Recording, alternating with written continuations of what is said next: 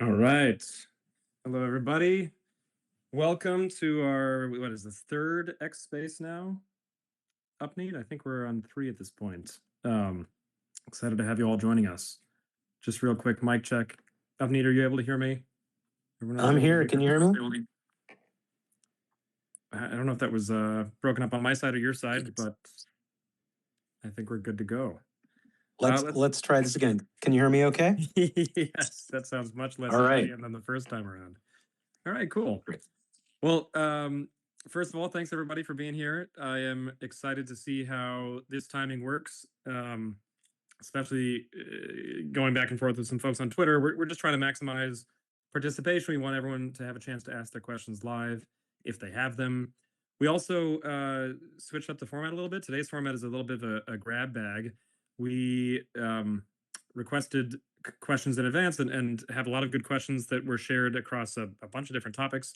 I also hope we'll have a chance to answer a couple of questions live. I saw some questions about final, and I'm really hoping and kind of planning that we can dig into that work at the end of the space, because there's a lot of interesting progress that's happening on that front that we haven't had a chance to talk about yet. Maybe we can spare 20 or even 30 minutes to get there. Real quick, first, I just want to lay out some ground rules. We did this during the first space, and I think it was helpful. We're going to have folks be able to answer questions live, or sorry, ask questions that we will answer live. If the connection's bad, we might ask you to send us your question in a reply instead, and disconnect you. No hard feelings. It's just trying to make things easy and efficient for everybody. We're also not going to answer any questions that we've already answered. So if we've answered a question on a previous space, or we answer a question even on this space and you ask it again, it's just going to be a polite ask that you listen to the recording after the fact. So again, hope this is going to open up the opportunity for folks all around the world to ask us some questions about what's on their mind. But before we get into the Q&A, some big news hit just a couple hours ago. The SEC released their Reg Crypto proposal. And I know there's still a public notice period, but Upneat, I was wondering if you wouldn't mind giving us some of your thoughts or early read of that. I know it's only 2 hours hot off the press. Sure. No, you're right. It came out only a couple hours ago, and it means different things for different people. But I think the big upshot here is it just became a lot easier for projects to get off the ground, raise some capital, and it also provides a little bit of a framework on how to be exempt from certain types of classifications. So I know 6-7 years ago we would have loved to see something like this. I remember those conversations. I remember talking to former SEC people at the time. This is a topic that Danny and I talked about when we visited with the SEC Crypto Task Force a summer ago, and really just a refreshing approach. Obviously, this is still open to a comment period, and I am sure there will be lots of comments, in favor and in support of, and also some critical feedback. But I think overall, it provides a real tailwind for the entire industry, and really opens up opportunity for folks to get projects off the ground. Really, again, I'm reading this and I'm thinking I really wish this came out 6-7 years ago. What a different what a different set of what a different approach companies like Flexa and other projects would have taken. So really excited for this, and I'm sure in the coming days we'll be able to sort of distill our thoughts and where we see opportunity in light of this new development. Well, better late than never, I suppose. Hopefully this is going to set a standard for other countries around the world, but it's been a while since we've seen something positive and clarifying come out from the US government, so this is exciting. Okay, well, let's roll into the Q&A. Thanks for that perspective, Upneat. And obviously, if anyone has any questions about an early read of that, feel free to chime in as we get to the live Q&A later. But Upney, do you mind kicking us off? Yeah, happy to. As Trev mentioned, there were lots of questions, and we think this is a really great way to address all of them. We noticed that there were a few themes in the types of questions that were being asked and the topics. So what we did is, we're not going to answer hundreds of questions today, but we'll answer the ones that we think address most, if not all, of the questions that came up within those themes, and of course, open forum. We'll welcome more questions later today and in future spaces. So we'll start off with the first one. I know this came from a few different sources, but question was, or the comment was, would love to hear if Flexa is at all concerned about the price of AMP. And at what price point of AMP or what year would there be no more operational runway? Yeah, so we got a few questions about AMP, and we are not going to be shy ever about answering questions about AMP. Just don't want to repeat ourselves to save everyone some time. I will say this: we are very comfortable with not only the runway prospects that Flexa has established for itself, but also other long-term opportunities to further extend that runway if we need to. I don't think that that is going to be an issue for us. And when we think about the use cases for AMP, and we'll get into this in a second, the way the token is designed and the economics, the model through which we can exert some pressure on that token in order to make it useful collateral as the payment volume of the network increases. That is the system working as designed, and so we are in this for the long game. We think about um, ups and downs of the market in terms of years, not necessarily in terms of a span of a few weeks or days. I know in some cases, especially if folks have just recently started to dabble in crypto, um, it can sometimes feel like a market downturn is in this sort of like infinite drawdown of patience and energy and focus. And I think we've done a good job of being more, say, healthily focused on the long term. But there is really no price point for which AMP would destroy Flex's runway because of the responsible decisions we've made in sort of managing Flex's runway. Um, and furthermore, even if AMP were to go down to 0.0000000, 10 zeros, $1, heaven forbid, that would indicate not a lot of activity is being used against that collateral, but we still believe that this is an example of perhaps the world's only truly independent, neutral digital collateral token, and the fact that it has a fixed and capped supply, the fact that it can be used in all the different ways that the collateral managers can draw on it, that would just mean that there's more opportunity for use cases like what Flexa is building, and what Final is building, which I hope to get to in a little bit, to pull on that collateral and for that collateral to be useful again. So I just wanted to make sure we get out the gate, and thanks for asking this question first, Stephanie. We're not concerned at this point about the price of AMP. It's not something that we focus on week to week. It's something that we think about obviously in the long term in terms of sustaining different types of large scale payments on the network, but it's not an issue for us at the moment. Thanks, Trev. We had another question about AMP. This is from Mike. And the question was, I'd appreciate some clarity on whether AMP still has a role going forward. Yeah, of course. My answer Please. is yes. My answer is yes. You can elaborate. Yeah, like I said, we're focused on the business of creating novel payments experiences and value transfer technology that we believe is rooted in this collateralization technology. We've invested a lot of time and energy and money into patents that protect that collateralization process. We are also at the same time going where there is merchant demand for those business use cases. And I think a lot of our recent focus on agentic commerce is a good example of that, right? We have started to see some of the in-person demand for crypto payments take maybe second fiddle with some of our merchant partners to thinking about new and novel use cases, just because they've been tracking some of the adoption over time, or maybe even some of the prospective merchants. I think we've seen a little bit of the previous focus on, well, how do I help my customers pay in person with Bitcoin, to how do I work on accepting stablecoins so I can be ahead of this upcoming wave of agentic commerce.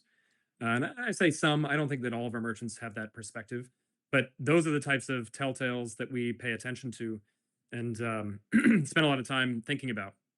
I just want to briefly mention, I think looking in the list of questions here, there was someone who asked if FedNow or RTP is still projected. And I know that's been a hot topic that we might have mentioned on a past space, but uh, I just think it bears mentioning that FedNow and RTP was something that one merchant asked us to support a while back. They changed their plans, and that's no longer something that they want us to enable for them. They've since moved to USDC settlement instead. That is an answer to what we're thinking about with regards to FedNow and RTP, and it's something we'll still look to integrate as a merchant comes to us and asks for it. But that's our MO. We ask merchants what they want, or they come and tell us. We then build what they want, and that's how we have run our business for the last 8 years, and that's probably what we're going to continue to do for the foreseeable future. So, in terms of answering the original question around whether AMP still has a role going forward, I guess I would just say we believe that collateralization is the key to delivering all of Flex's business use cases, and we haven't found anything better than AMP to serve that role. So, of course, yes, AMP still has a role going forward, and I don't see that changing anytime soon. Thanks, Trev. We also had a couple of questions about capacity and a little bit more technical in nature. So we had a question about from Barktastic asking, can the team find a way to allow users to rotate wallets in capacity while still maintaining tenure? Yes, I'm glad you picked this one, and I think Barky is with us today. So we love this idea. This has been something that has started to creep up the backlog of priority, and is something that we've started thinking about a little bit more recently for a number of different reasons. I don't think it's going to be a 6-month fix, but we will look to enable some way to maintain tenure against a wallet, and assign that tenure to another wallet, because key rotation is something that we've been seeing become more and more important to the broader ecosystem, something we've always cared about, even for privacy preserving reasons. And so, yes, this is something we hope to launch in the near future, and we are talking to the Anvil team about how to most easily enable. Yeah, I think again, yeah. So in terms of security for users, security is security and privacy are both paramount interests for us, and preserving for our users. So really glad to hear that, and glad to hear that there's some collaboration on that front. There's another question. I know this has come up a few times. It was a question I think most recently asked by Brian. Are you aware of the issues that Coinbase Base Wallet is having when connecting to moving tokens around in capacity? There appears to be an issue with base mode and legacy mode within the wallet. Is it something that you guys are able to assist with Base to fix? Yeah, we well, I should just add some color here. The Base app has moved around a little bit in the Coinbase internal org chart, and is now being run separate from the Base chain team, which is a kind of significant departure from how things were set up before. So we are working to counterbalance some of the changes that are being made within the app, while it focuses on expanding to support additional chains. I think Base app is still a great experience. It's an incredibly well-designed app, and the addition of more chains beyond Base and beyond EVM, my understanding is just going to make it easier for us to have that experience reach more users, and that's always going to increase the total available or the total addressable market for Flex's products. So something we're obviously supportive of. When features like this break, that sucks and is something that we have to try and troubleshoot and work to fix. Sometimes it breaks in unexpected ways. So we are definitely on top of this. This is something that we are staying on top of week to week. It's just not been as easy of a fix as we expected as things get changed and then reverted. But we are hoping to have a fix for this within the next couple of weeks. I just wanted to make sure this was included so we could share some of that additional context about why this has happened. It's not something that we have altered on our side. It's just sort of the process of continually staying on top of wallet technology improving and wallet priorities shifting and making sure that we are able to react to that as quickly as possible. This has just been a little bit trickier than usual. Yeah, I mean, it would always be great if the wallet developers would telegraph any anticipated upgrades in advance, but alas, sometimes we have to uh, React. address them after the fact. Yeah. We had a question about partnerships. Switching gears a bit. So we had a question from AmpWhale67 or AmpWhale67 asking what happened with Shopify. Yeah. So I think these next few questions are all about partnerships. And Yeah.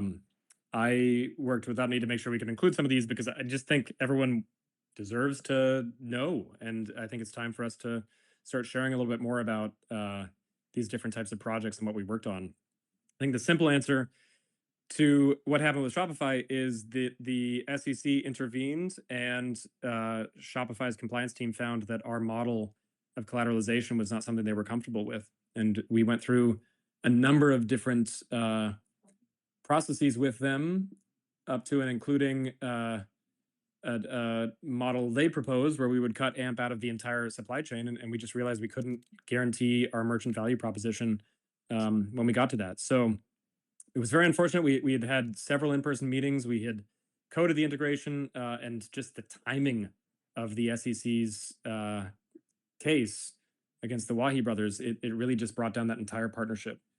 And I thought it would be useful to share that here because of a couple of reasons. One, it dovetails nicely with what we were saying earlier around going where there's merchant demand.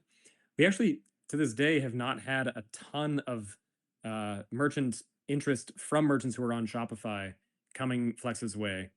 We've had a few meetings that have led to maybe we'll put this on our Q3 roadmap, for example, but nothing substantial that has caused us to really try and find a workaround that would bring the Shopify integration to life. Secondly, I know Danny's mentioned this in the past. I have mentioned it privately and publicly probably a bunch of times. The number of finish line reversals that we have experienced at Flexa has been more than I can count on two hands, and some of the most gut wrenching, heartbreaking experiences that I've had as a founder. There are more that will see the light of day sometime, I'm sure, and I know there are some folks on this call who have borne witness to those firsthand. But Shopify was one of those where we were so close to being, I think, one of the first 5 launch partners, and this SEC case came out of nowhere, so that Gensler would have some authority or regulation by enforcement in the space, and it torpedoed that entire partnership and what 200 merchants we had on the wait list for years. So that is the long and short of what happened with Shopify. I'm sure there are some more details that I could share that are missing, maybe in a future space of some kind. But if there is another large merchant who comes to us and says that they want to get us live on their site and they happen to use Shopify, we have no qualms about picking it up. And I do believe that Shopify would be much more open at this point to integrating with us. If I remember correctly, there was a few terms on their website for payments app partners, and there was one term that had been added in the middle of our like negotiations around rev share, and it was literally explicitly worded: you have to make sure that you're not using one of these tokens in your flow. And they kind of stuck it in there as a gotcha against us, and it was all the tokens that were named in that first case, including AMP, obviously. And that has since been removed. But a lot of changes have been made to those terms and the payments app and the team that runs the payments app for quite some time. So I wouldn't be surprised if we would be able to get that live again if there were merchant demand pretty quickly. at some point in the future. Yeah, that experience, Trev, I think, I mean, watching from afar, even, was kind of gut wrenching to see. So, um, really with the timing and what else was kind of on industry, in the press, and unfortunately, all those things were kind of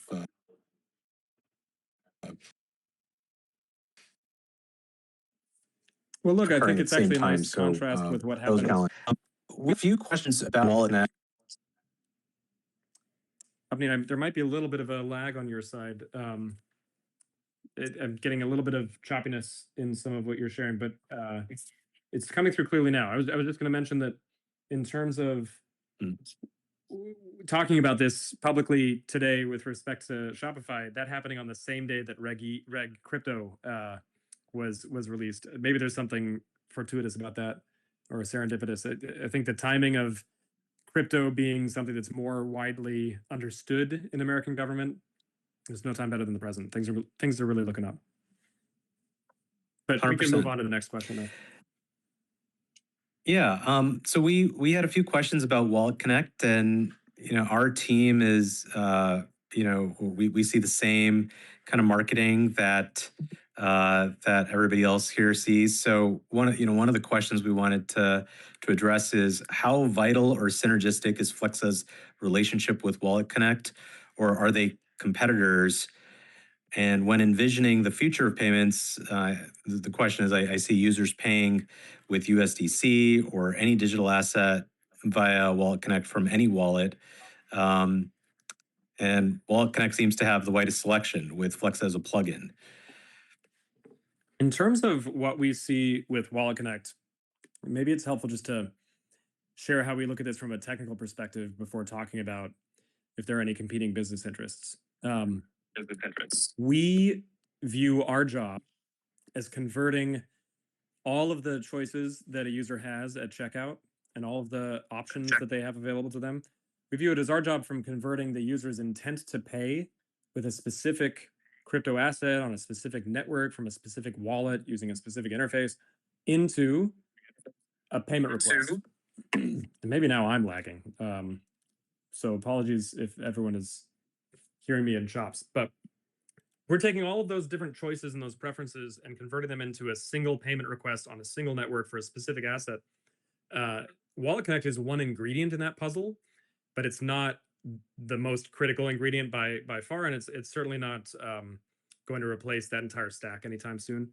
I think the Wallet Connect Pay protocol is great for small merchant businesses who want to manage crypto being received into their own wallets. We just never see that in the market as something that merchants are looking to do. And maybe one day it'll be one part of a larger picture ecosystem, and maybe there will be other decentralized pieces to the puzzle or Casa led initiatives to sort of abstract away some of the complexity. I hope that day will come one day, and I hope that we can continue to work to give merchants broader access to it. As of right now, Wallet Connect Pay is just not something that we found a way for Flexa to enable or expose to our merchants, because all of our merchants want to receive either USD or they want to have their assets converted automatically for them into a specific asset or a set of assets. And Wallet Connect Pay is, at least in its current incarnation, more about the interface between the customer's wallets and the set of assets they have in their wallet, and then the merchant's wallet and the set of assets they're willing to accept. Maybe there's a way for us to bring that to life at some point in the future. I don't know. I would say that, at least as far as the current moment, we look at Flex's role as exposing the Wallet Connect Sign SDK in the most seamless way possible. But the Wallet Connect Sign API and SDK is just one of the 14 or 15 different interfaces that we see being required by users on a regular basis. I think the larger picture perspective here is we really like to avoid betting on one particular technology or one particular chain as the winner in the future. I think maybe the one exception we would make for that is that we think collateralization is a universal enough solution to a problem that we see over and over again, which is just how do you guarantee settlement? But when it comes to chains or when it comes to app interfaces or even crypto wallets or assets, we've just seen over and over again. We've been in this space long enough. You can't just pick one and expect everybody to adopt that. And I think that's the case with Wallet Connect, just as it is with EVM, just as it is with USDC or other assets. We can't pigeonhole any of our merchant customers into one particular technology. And where Wallet Connect as an interface works really well for EVM wallets and works really well for online, desktop to mobile interfaces, it's not necessarily a one size fits all solution for in-person mobile payments or purely mobile payments. And so I just think synergistic wise, Flex and Wallet Connect will be friends for a long time to come. Wallet Connect Pay is something we'd love to incorporate going forward. I think Bergie might have also asked about Ingenico. I think I've mentioned in the past, Flexa has the same contract with Ingenico to build Axiom applications. But again, it's a question of merchant demand. And obviously, we'll stay tuned. But I don't think this is a competitive question in any way, shape, or form. And I hope that extra context around what all of this actually is and what it looks like can help anyone cut through some of the chatter or noise or concern about whether this is something that would ever compete directly with Flexa. They're very complementary in many regards. And another question, under the theme of partnerships, we got a question from Roger. Can you perhaps comment on the expected ARC mainnet launch September 16th? Do you see this synergistic to or a competitor to what Flexa is building? They specifically mention agentic in their announcement. Yeah, I love this question because the Circle product lead who runs ARC is one of my close friends from a long time ago, and we talk fairly frequently about what sort of overlap there could be between Flexa and ARC. Obviously, as ARC mainnet is launched, we'll be supporting USDC on ARC. We'll be supporting other types of tokens that might fly on ARC. I may even be supporting payments in ARC, the new native asset. Because of our focus on cross-chain support and asset agnostic capabilities for merchants, I think this is yet another critical piece of the puzzle. I think what's perhaps more interesting is how Final and ARC could work together. And there's a lot about ARC that we like. I actually tend to think that the trusted validator setup is a pretty wise move in terms of how you might architect a layer one today, especially when you're trying to build upon the credibility that Circle has established with respect to enforcing sanctions and watch list blocks. So that would be some comments on the upcoming ARC mainnet launch. Nothing, we're not projecting anything. There isn't an announcement of announcement or anything like that. We just anticipate supporting ARC in the same way that we've supported other chains that gain traction and that consumers want to pay on. So the overlap of agentic commerce in their announcements and in some of the things we've been talking about lately and certainly are doing with Final, I don't even know if I would paint that as a coincidence. I think that's just good marketing at this point. And I think about how much of Cloudflare's blog these days is just dedicated to announcing new features with an agent mindset in how they'll be adopted, but that are useful for everybody. Like Cloudflare email service, I think was announced not too long ago, and I saw a giant Hacker News thread that was trying to tear the piece apart and say, "Wait a second, this isn't just for agents. This is awesome." And so, yeah, as far as them mentioning agentic in their announcements, I guess I would suggest that we get used to that because agentic is going to be a theme of a lot of announcements going forward for various reasons. Any more questions we want to cover from the list, Abneen? I think that was it. I don't know if we have some time for some live questions. Yeah, I mean, I know there are a few more questions about Final that we definitely want to speak to. I would love to spend maybe the last 20 minutes of this space talking about Final if we can. So that gives us 8 minutes for a couple of live questions. Why don't we open it up? Let's see. Is anyone? I see one request to speak from John Smith. I'm going to go ahead and give you access, John, to speak. Anybody else who wants to ask a live question, please go ahead and request now, and we'll get you added in. John, the mic is yours. Hi, Trevor. It's an honor to be speaking with you. I just had a quick technical question regarding AMP's relation with Anvil.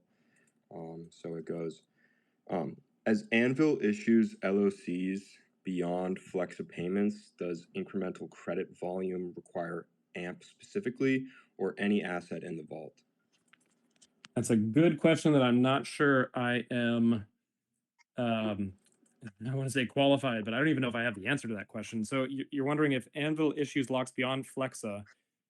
I believe those locks can be collateralized by any asset in the vault, but that the asset they're collateralized by is set at the time of lock issuance. So it would probably require some kind of coordinated effort, either through governance to have locks issued only against AMP, or to maybe build a community-led initiative around using AMP as the backing collateral for those locks. I don't think there's anything in the protocol that it specifically enforces that. Does that answer your question?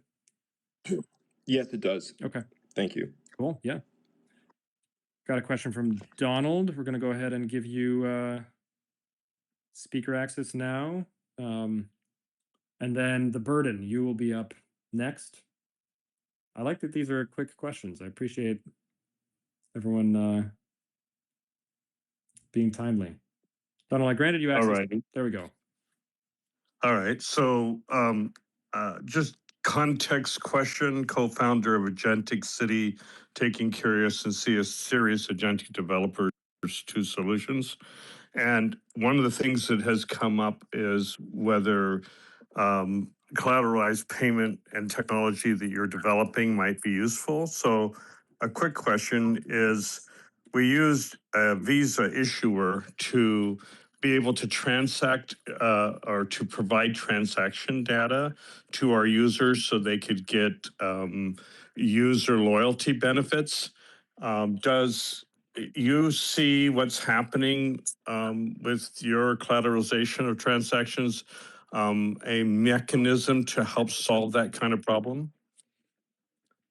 Let's see. I would probably say no, because as far as our transaction data is concerned, one of the things that collateralization allows us to do is cut back really severely on the PII, or personally identifiable information, that we require from let's say a card holder when they're making a payment. And so when you're paying with a Visa card, for example, not many folks know this. I think you probably do, Donald, just by the nature of the question you're asking, but your name is contained in every card swipe. And so the name on card is not only used as a verification device, it's also used as a way to track you. I've brought up a story in many presentations in the past, and I think some folks on this call have probably heard me say this half a dozen times, but there was a funny story about a Target family, or a family shopping at Target, whose daughter was tracked by her credit card number, and Target started marketing pre-pregnancy products to her. The father was incensed that Target would ever insinuate that his daughter had gotten pregnant, until he found out a few weeks later that she was pregnant, and had to call back to the Target call center and apologize. And it turns out that Target had been tracking her spend data via her card number, attaching that to her loyalty account, and using that to send her direct marketing. And pregnant card members, or expecting card members, was just one of their cohorts. So one of the things that we have done with collateralization is eliminate the ability to trace customers between payments. That being said, in terms of loyalty benefits, if it's an opt-in flow, that's something that we absolutely want to enable. So my suggestion would be, reach out to our support team and see if there's an opportunity for us to collaborate. Yeah. Okay. Well, that's very helpful. I mean, we had the Visa issue concerned about the same issue, but we had over 5 million people opt in a 6-month period of time. So There you go. it became an opportunity to bring merchants to the table they didn't have otherwise, who wanted that, wanted to pass the royalties along, and we kept the data private to the user instead of to the merchant community.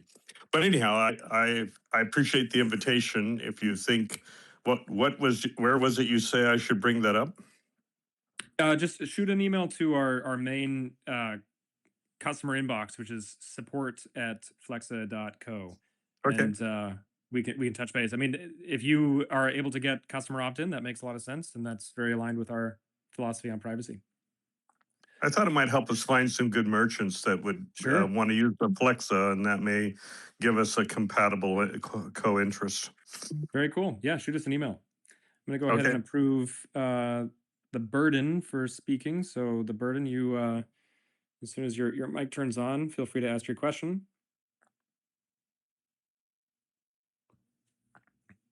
Oh, there we go. Can you guys hear me? Yeah, we can hear you just fine. Perfect. Yeah, I'll keep it brief. I guess my first question is, what type of evolution do you think is necessary for AMP, if any, to evolve more in line with the agentic transactions compared to, traditional human payments? Awesome question. Awesome question. This is, I hate this because I wanted to give Seth some time to speak. And I see he's next on the list. That being said, this is such a good segue into what we're trying to build at Final. So why don't we do this? I'm going to circle back to this question, the burden, and I'll answer it as we get to talking about what Final is building. You mentioned that's your first question. Do you have a second question that you want to ask? Yeah, so I guess the next one would be a pretty brief question. I was just going to see, what would you guys say is Flex's biggest obstacle to date? Oh boy. I think that's probably the same as it always is. Well, the one I want to answer is probably more confidential for the time being, but Flex's biggest obstacle to date is probably related to the thing we always knew it was going to be, which is just the adoption of these experiences by everyday spenders, and that would include people who are not even familiar with crypto in any way, shape, or form, but are waiting for their bank wallet or their loyalty app to upgrade and start integrating crypto technology behind the scenes.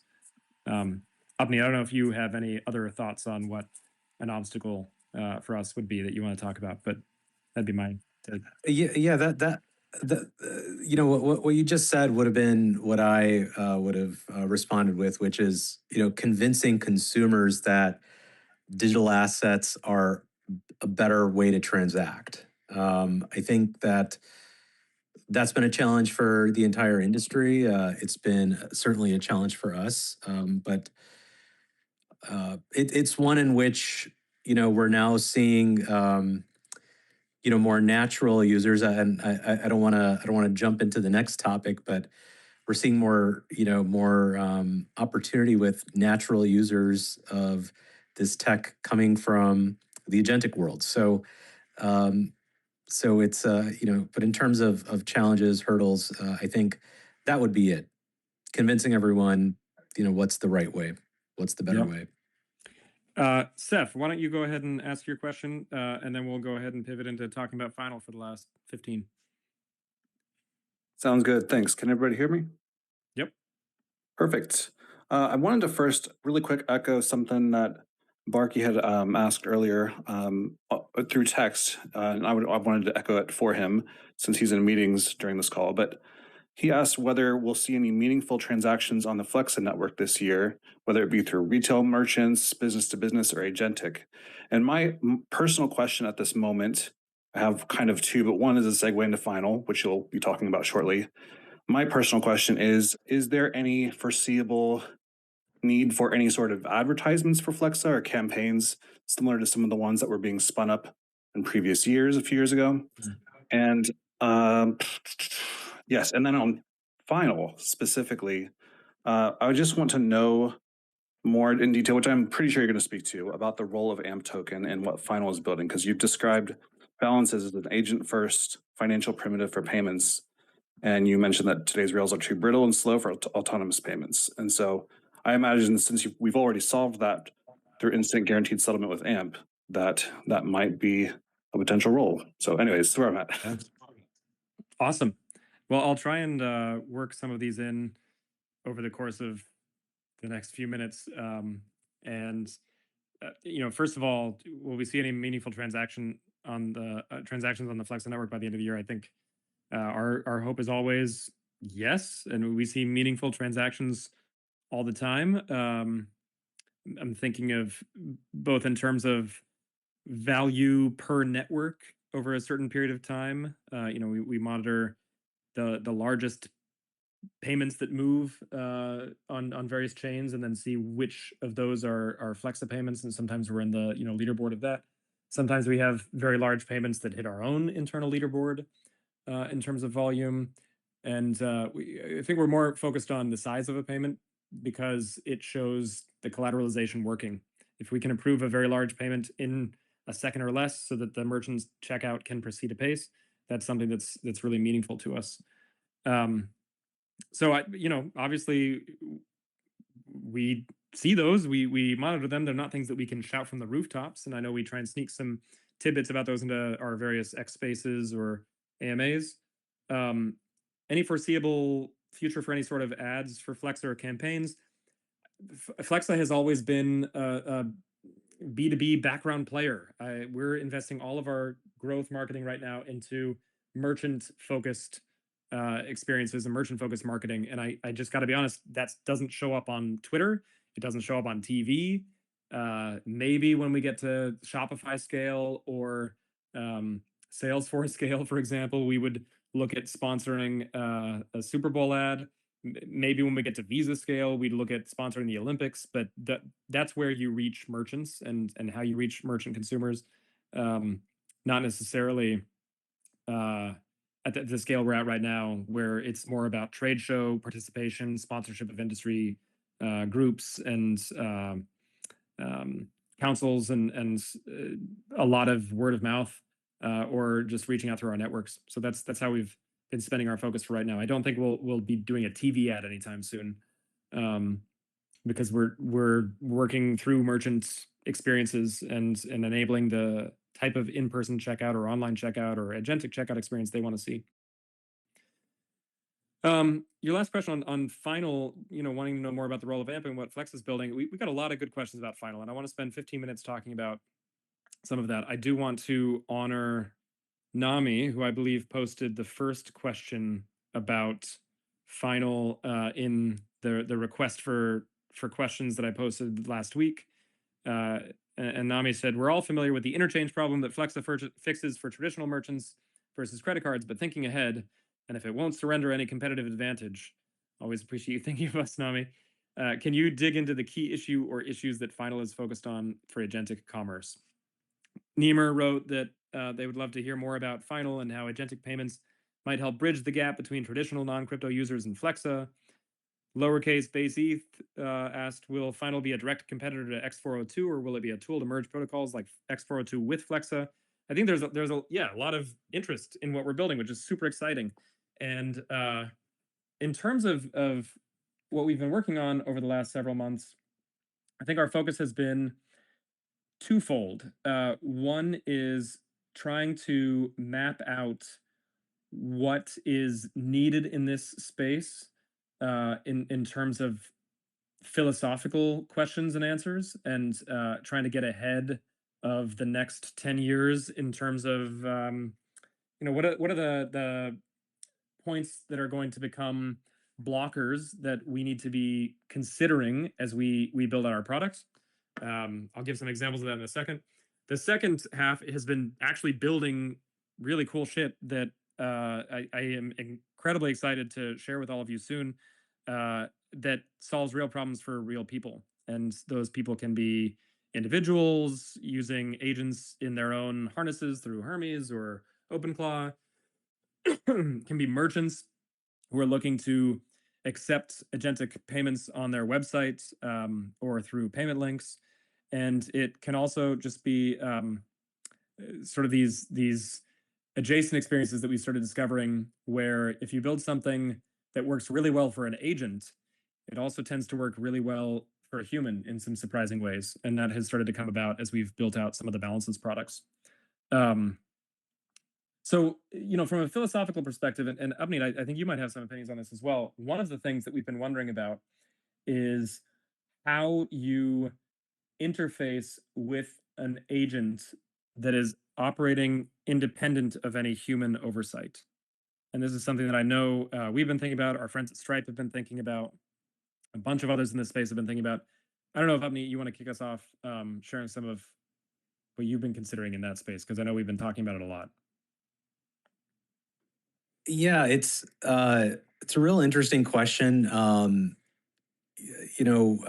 sort of a real fun academic exercise. I could tell you, we participate in a lot of industry kind of compliance roundtables, and this has been a topic that seemingly no one has solved, but there are a lot of different views on how to achieve it. And the questions about, for example, in any kind of transaction, there's some kind of KYC component.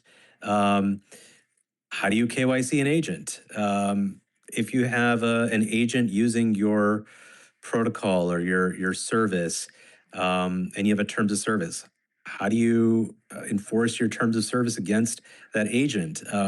And what is the true principal agent relationship, and how is that memorialized in software? So these are some of the questions we're grappling with. I could tell you it's definitely a frontier that we're approaching really quickly. I know there's a lot of news out there about the volume of agent transactions that are already out there in the real world. But from a payments perspective, from a money movement perspective, and just interacting with agents, I think it's really kind of interesting to approach this problem afresh, from sort of the edge of the frontier where it hasn't really been determined yet, and everyone's trying to figure it out at the same time. I'm glad you used the word afresh. I was going to say fresh, but I think you used the word afresh, which I also like, because the approach we're taking with Final is a little bit unique and bespoke as well. We've been calling Final a design workshop. And what that really means is that we are trying to combine 3 unique skill sets, and we're trying to put Final squarely at the center of this Venn diagram. And those skill sets are deep experience, really learned and hard-earned experience in the realm of financial infrastructure, and specifically TradFi financial infrastructure. But also, secondly, deep experience building blockchain technology and innovating on the frontier of blockchain technology, as a lot of the team at Flexa has done over the last 8 years with respect to collateralization. But thirdly, deep experience and skill in building customer-centric software, and that's the sort of design angle. And so we look at ourselves as sitting in the middle of this financial infra, blockchain technology, and customer-based or customer-centric software space as kind of the sweet spot for where you need to think about how agents are going to interface with technology going forward. And I think that approach kind of explains why a lot of our work has to do with this very long-term thinking and more philosophical thinking. And then a lot of the work is building experiments and code with agents, and using a lot of the frontier models to experiment with and explore with. But we're making some cool discoveries, and a lot of this is focused on how merchants will be able to experience crypto payments just by virtue of our work with Flexa. I also think that there is an opportunity for more consumer-centric roles in the future, and I think the way that we look at Final versus Flexa, which is a little bit unique, is that Flexa serves a merchant audience and is very, very merchant-centric in terms of how it exposes some of the capabilities and technology it's built. Whereas Final is more developer centric. Final is more a showcase of different tools that we hope to offer in the future that anyone can come to and be able to interface with on their own terms. And some of those tools are broader than just Flexa powered merchant payments. Some of those tools may expand to involve giving agents the ability to pay online using a MasterCard, for example. And so I think some of the partnership opportunities for Final are even more boundless. But one of the things that I know is going to be pretty consistent between these two companies, and the biggest clue is right in the name, Final, is this settlement guarantee that allows customers, I'll use that word kind of intentionally, could be a human customer, could be an agent customer, to know that what they're working with is guaranteed very, very quickly, or is made final near immediately. And again, there's just no other better way to achieve that we found so far than through collateralization. And as I said multiple times on this call, and I'll iterate once more, just for the utmost clarity, we think AMP is a really key player, if not the best, universal digital collateral token that's on the market right now. We're not looking to replace AMP. We're not looking to find some upgrade to AMP that we can airdrop on everybody, because again, that's not Flex's role in this space. But we do think AMP is a very sufficient token for what we foresee going forward. And just circling back to one of the questions that was asked earlier, is there an evolution necessary for AMP to evolve more in line with agentic transactions? I don't think so. I think, and I know there's been some talk over the years of AMP being deployed on another chain. I think that could be interesting if there were demands to move AMP on other chains, which we haven't yet seen. But as far as AMP's ability to collateralize payments, AMP has been providing sub-second finality on payments for years on a chain that has deterministic finality of, I think, 18 minutes or up. So I don't see any issue with how AMP is currently built. I don't see any issue with the existing AMP collateral managers in terms of being able to facilitate agentic payments.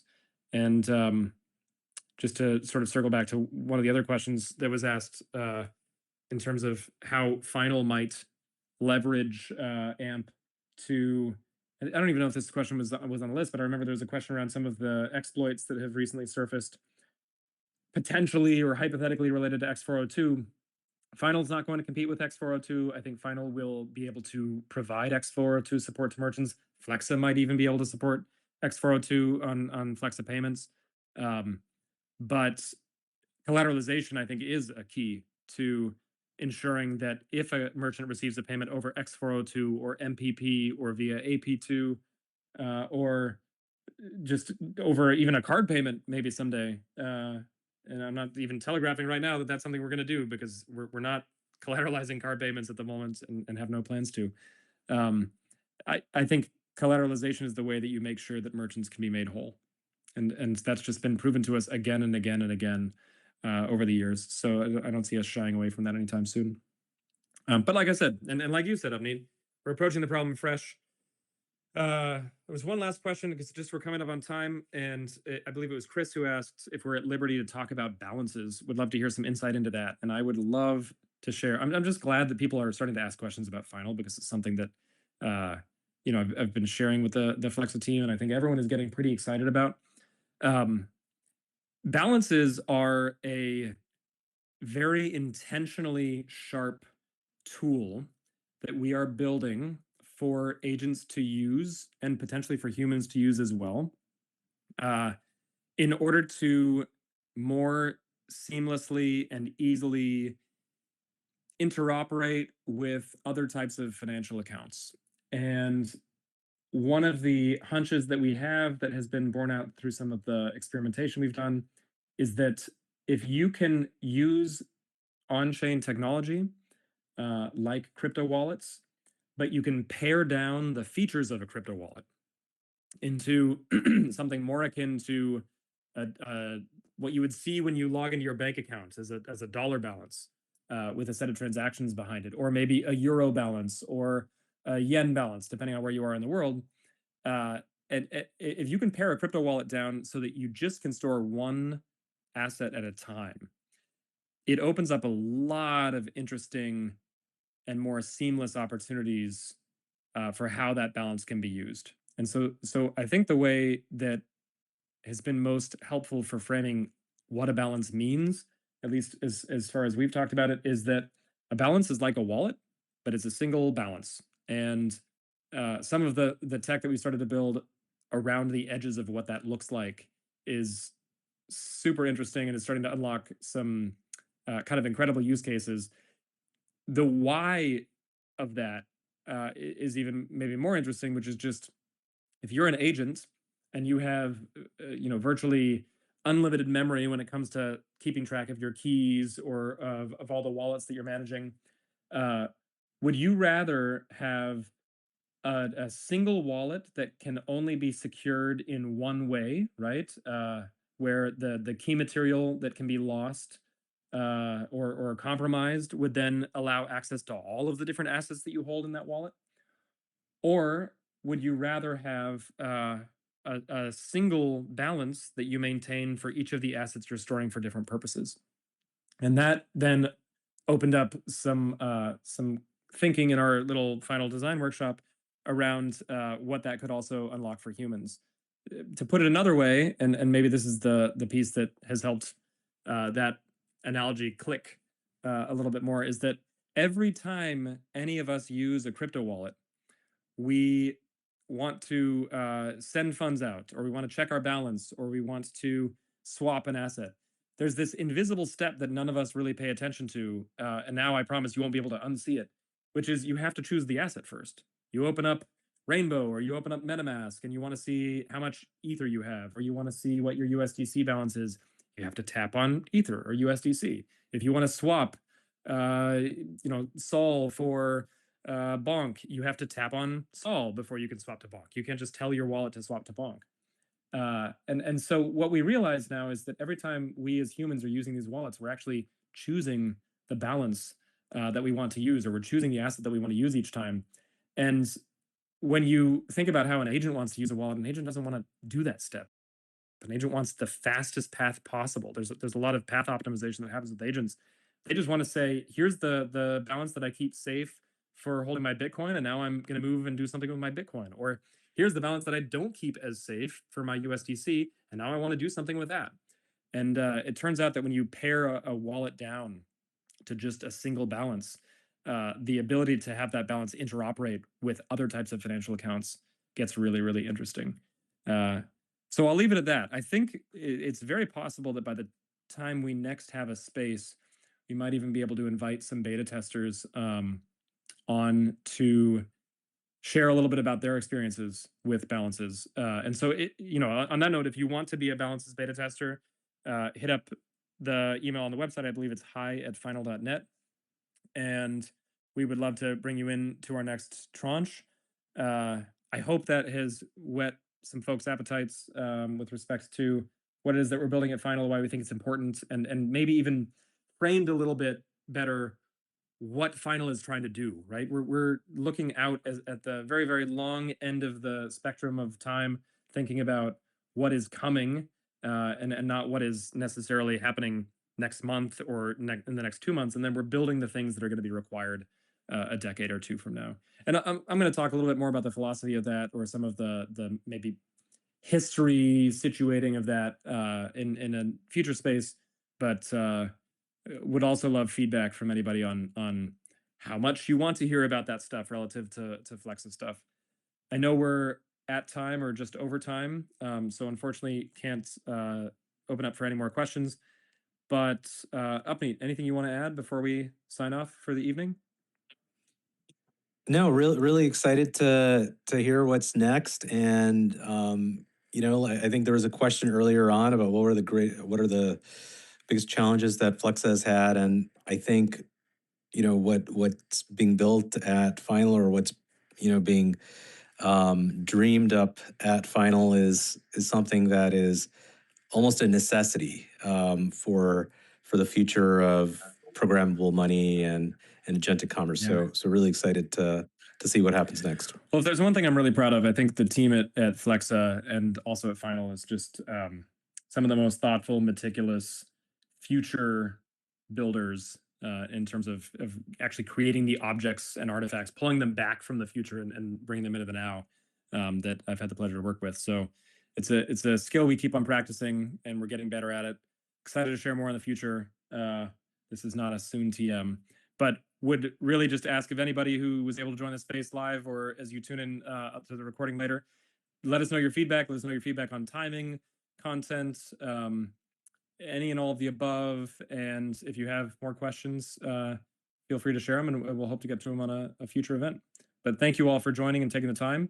Appreciate each and every one of you. Hope you have an enjoyable rest of your Tuesday evening or morning or Wednesday, wherever you are in the world. Thanks again for joining, and we will talk to you soon. Take care. Thanks.